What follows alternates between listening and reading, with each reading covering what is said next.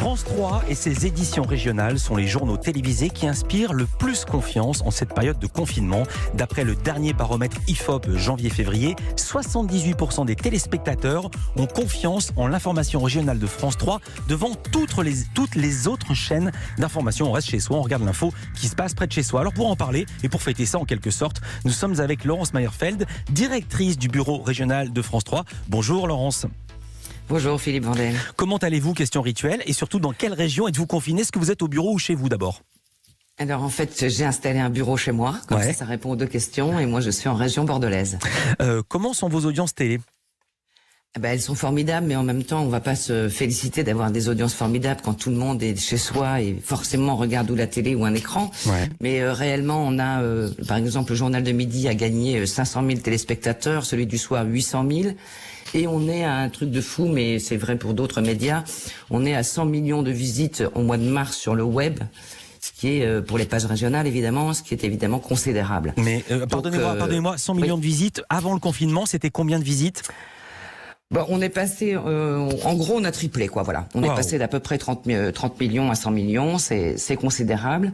Ça nous honore, évidemment, ça nous oblige aussi, parce que ça veut dire que cette information doit continuer à être fiable, précise, extrêmement ancrée dans la proximité, puisque c'est l'attente des publics de France 3 aujourd'hui. Et puis vous signaliez le baromètre IFOP, évidemment, 78% de confiance. C'est la 3e année que nous sommes en tête de toutes les chaînes pour la confiance. Donc ça, c'est une vraie récompense.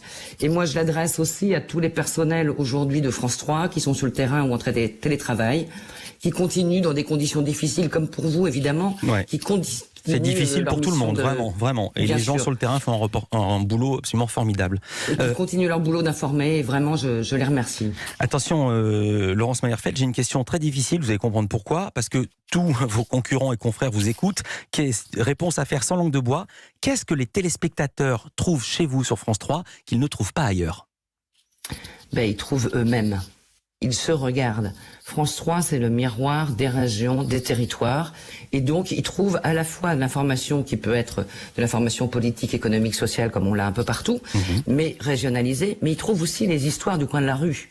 Ces gens formidables, aujourd'hui, on s'émerveille des caissières, des ambulanciers, de tous ces gens qu'on ne voit jamais dans l'année.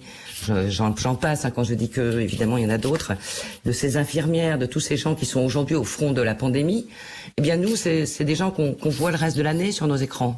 Je parlais en introduction du dernier baromètre IFOP de janvier-février. 78% des téléspectateurs, je le rappelle, ont confiance en l'info régionale de France 3. C'est un baromètre qui calcule la confiance envers les chaînes généralistes, les chaînes d'info, mais également les sites d'information. Qu'est-ce que vous faites mieux que France 2, par exemple, ou le site du Monde ou du Figaro? Je sais pas ce qu'on fait mieux. On est très exigeant sur la fiabilité et puis sur la chasse aux infox. J'imagine les autres aussi, quand on les a, évidemment. Il y en a Alors, il n'y a pas un média qui traite ça par-dessous la jambe. Non, avec peut-être une petite différence, c'est que nous, pour vérifier l'info, souvent, on est plus proche de l'information qu'on traite. Donc, on peut aller voir si c'est vrai. On n'est pas à passer forcément que des coups de fil, on peut aller se rendre compte par nous-mêmes. Et puis, on a une habitude dans les régions, c'est que les gens qu'on interviewe aujourd'hui, on va les rencontrer demain. Si on a trahi leur parole, comment vous voulez qu'on travaille avec eux demain? Donc on a cette exigence, mais aussi parce qu'on est dans une hyper proximité qui nous oblige à cette exigence. Effectivement, environnement et réponse cruciale. Comment vous avez fait évoluer votre offre en cette période de confinement? France 3, c'est combien d'éditions régionales d'habitude? Combien en ce moment? C'est le même périmètre? Non. Alors d'habitude, c'est 48 éditions par jour, plus les éditions locales, c'est-à-dire 13 éditions supplémentaires. Aujourd'hui, on a 22 éditions par jour. Pourquoi on a fait ça? Donc on appelle ça des éditions grandes régions.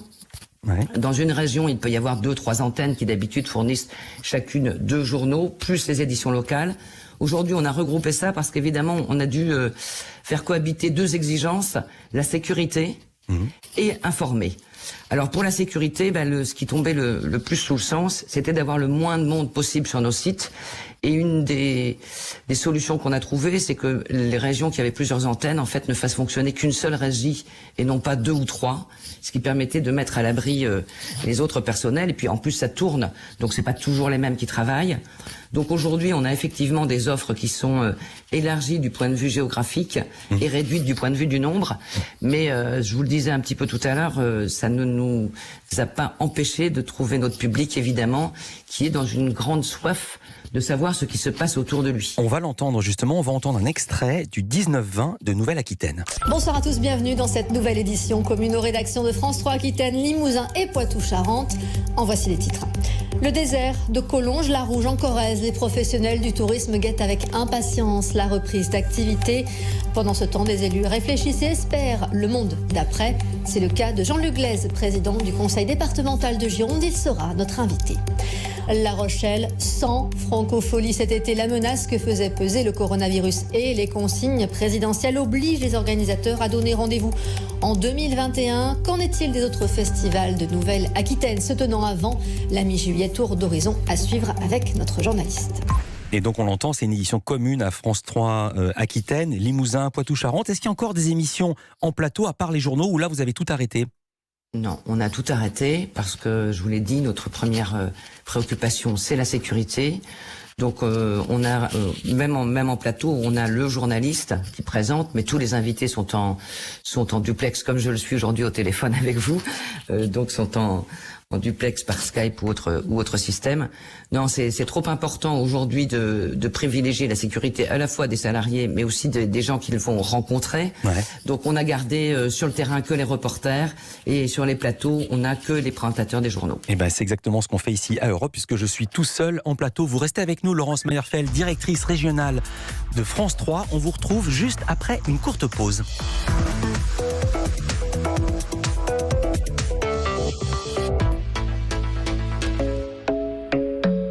La Caisse d'épargne est plus que jamais engagée auprès des entrepreneurs. Des mesures exceptionnelles sont mises en place pour soutenir votre trésorerie, notamment le prêt garanti par l'État ou encore le report des échéances de vos prêts professionnels. Pour demander à en bénéficier, contactez votre conseiller Caisse d'épargne ou rendez-vous sur caisse-épargne.fr. Partout en région, nos équipes sont mobilisées pour analyser votre situation personnelle et trouver les solutions les plus adaptées. Caisse d'épargne, vous être utile. Europe 1 Culture Média. Philippe Vandel. En compagnie de Laurence Meyerfeld, elle est directrice du réseau régional de France 3. Elle est heureuse, et nous avec elle et avec eux, puisque la chaîne est en tête du baromètre de l'IFOP sur la confiance accordée par les Français au JT et à la chaîne. 78% d'opinion favorable, c'est assez rare par les temps qui courent. Il y a évidemment une offre numérique, davantage numérique sur votre chaîne. Exemple avec Ensemble c'est mieux, émission du lundi au vendredi à 10h50. De quoi s'agit-il? C'est des équipes qui animent quotidiennement des pages Facebook, c'est ça? Alors non, c'est pas tout à fait ça. D'habitude, c'est une émission télé que nous avons tous les jours. Alors qui est revenue aujourd'hui, mais sous une forme très confinée, et donc qui est la même émission pour toutes les régions, alors que d'habitude il y a 13 émissions différentes, chacune est faite dans chacune des grandes régions. Aujourd'hui, on a donc une seule émission pour l'ensemble du territoire, et donc forcément une déclinaison sur le web, qui est faite, elle, par les régions. D'accord. Alors, Ensemble c'est mieux, c'est présenté par Thibaut Risman. Alors là, on va entendre un extrait, il est dans sa cuisine en train de couper des carottes, tranquillou, et il discute avec Karine Tessandier, qui présente Ensemble c'est mieux, mais à France 3 Rhône-Alpes. Elle est en train de faire un gâteau au chocolat à la crème de marron. On va retrouver Karine maintenant qui est dans sa cuisine. Oui. J'interromps l'épluchage de mes carottes, Karine, pour retrouver quand même votre recette qui est quand même nettement plus gourmande que la mienne, ce fameux gâteau au chocolat des copines. La première étape, Thibaut, elle est très simple. Vous allez prendre un bain-marie pour pouvoir faire fondre délicatement le chocolat, comme ceci, et le beurre. Je mets tout, voilà, vraiment de façon... On met le beurre et le chocolat directement dans le bain-marie, c'est pas que le chocolat dans son coin, c'est tout en même temps. Ah c'est tout en même temps parce que l'idée c'est qu'il fonde tranquillement. L'avantage du bain-marie, si vous voulez, c'est qu'on va pouvoir maîtriser la température. C'est bien l'avantage de cette technique. On va respecter un petit peu le produit, on va pas être trop violent. Donc c'est une technique que j'aime beaucoup utiliser en cuisine. Merci beaucoup Karine. On se retrouve dans un instant. Je retourne à mes carottes moi parce que l'heure du repas approche. Ben nous aussi, on commence à avoir la dalle. Également, au programme de cette émission, il y a des conseils d'étirement avec un cycliste professionnel. Il y a comment mettre des murs, comment disposer harmonieusement des cadres sur un mur. Et j'adore une séance spéciale abdos avec le champion du monde de saut à la perche, Jean Galfionne. Vous avez fait les abdos de Galfionne ? Alors moi personnellement non, mais je lui fais confiance, ça doit être très bien. Comment vous faites techniquement, je vais être plus sérieux, pour que le rendu soit suffisamment qualitatif?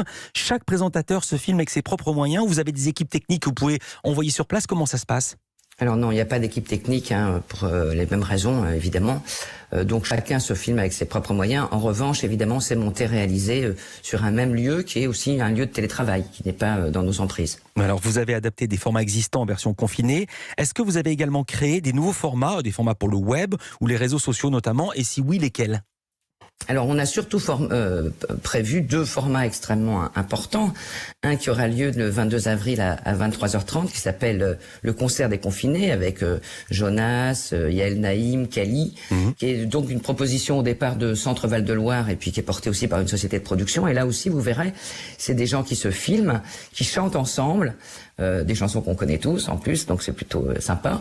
Et c'est de bonne qualité parce que évidemment c'est monté et mis en image dans un seul lieu où c'est produit, mais chacun est chez soi dans le confinement qui nous est obligatoire à tous.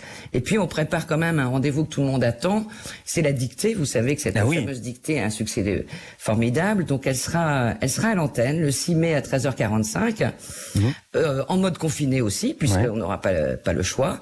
Elle sera présentée par Marie-Sophie Lacaro et Alex Good. D'accord. Donc voilà, nous on s'est agrippé à un triptyque qui s'appelle Informer, aider et divertir, et que ce soit les équipes programmes ou les équipes d'info, les équipes techniques, tout le monde est à pied d'œuvre pour honorer ce triptyque. On parle de la forme, est-ce que le fond a changé? Est-ce que vous faites particulièrement attention à ce que les émissions des journaux ne soient pas trop anxiogènes en cette période qu'il est déjà suffisamment, ou est-ce que vous dites non, l'info c'est l'info, tant pis si c'est anxiogène, et on donne la réalité telle qu'on la voit et telle qu'on la ressent? Alors il y a un peu les deux, c'est-à-dire que l'info c'est l'info. Mais si elle est triste ou dramatique, eh bien c'est l'info. En revanche, on essaye effectivement que dans les journaux, il y a une petite soupape, un sujet plus léger, un sujet plus divertissant, si c'est possible. Parce que évidemment, si on fait le tour des hôpitaux et des EHPAD de toutes les régions, on va être très vite très anxiogène. J'ai bien compris. Vous parliez de musique et du concert des confinés. En Corse aussi, il y a des émissions spéciales. On va parler aussi de tout ce qui se fait sur toutes les antennes de France 3. Et je précise que quand on est abonné à une box, on peut voir chaque antenne de France 3. On peut aller, elles sont toutes les unes à la suite des autres, et on peut aller voir ce qui se passe si vous êtes confiné à Paris, mais que vous êtes passionné par la région lilloise. Vous pouvez aller voir ça. En Corse, par exemple, on reste chez soi, on écoute de la musique. Il y a l'émission Casa Musica. Vous la connaissez ou pas? Oui, bien sûr. Les Corses font un travail formidable avec leur chaîne qui s'appelle Via Stella, qui est en plus de France 3. Donc ça fait partie des petites sœurs de France 3 que nous avons dans le réseau. Et eux, ils ont déjà fait la dictée en Corse, vous voyez. Ah bon? Alors, ça s'appelle Casa Musica. C'est présenté par l'animatrice et chanteuse Francine Massiani. On écoute un extrait.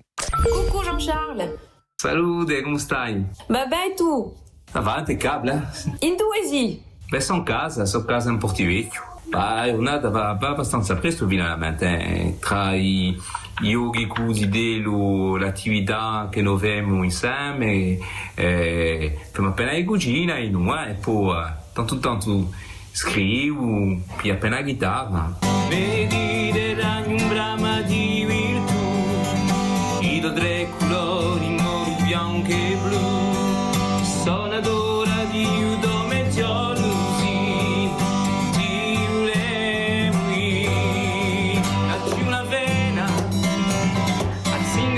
Ça se finit en musique, mais on a bien reconnu la langue corse. Alors, il y a des invités, je les connais pas tous. Il y a Thomas Dutronc que tout le monde connaît, Taobaï que je connais, Patricie les autres. Après, Thomas Bondini, je les connais pas tous. Jean-Charles Papy, et c'est une émission dans laquelle la présentatrice chante en duo avec des artistes en hommage au corps médical. Et c'est là qu'on voit que c'est une émission spéciale confinement. Une dernière ou 2 dernières émissions que vous avez envie de défendre, Laurence Meyerfeld? Ou toutes? Moi, j'ai envie de tout défendre. Et vous êtes comme une maman, vous aimez tous vos enfants. Exactement, et j'ai surtout envie de dire un grand merci à toutes nos équipes, et puis aussi, parce qu'on ne le fait jamais, à tous les cadres, les directeurs, les rédacteurs en chef, les chefs de centre, les chefs techniques, qui sont tous les jours à pied d'œuvre avec les équipes pour les aider à réaliser notre mission, qu'on réalise plutôt bien, puisqu'aujourd'hui, vous l'avez dit, IFOP nous reconnaît 78% de confiance, et donc un grand merci à eux tous. Voilà, et puis on va saluer Fabrice Gold de France 3 dont on sait qu'il nous écoute. Merci beaucoup Laurence Meyerfeld d'avoir été avec nous. Je rappelle que vous êtes directrice du réseau régional de France 3. Vous étiez en direct avec nous sur Europe. Culture Média qui continue. Après le rappel des titres de 10h, on va recevoir Olivier Mine pour les 30 ans de l'émission Surprise Surprise. Il y aura le journal de la culture d'Hélène Manarino. Et puis on va parler de Brassens avec un documentaire stupéfiant. Enfin, dans les indispensables de l'humour avec Louise Bernard. Et puis en littérature, Hunter S. Thompson, l'auteur de Las Vegas Parano, relu par Nicolas Caro. Europe 1, 10h.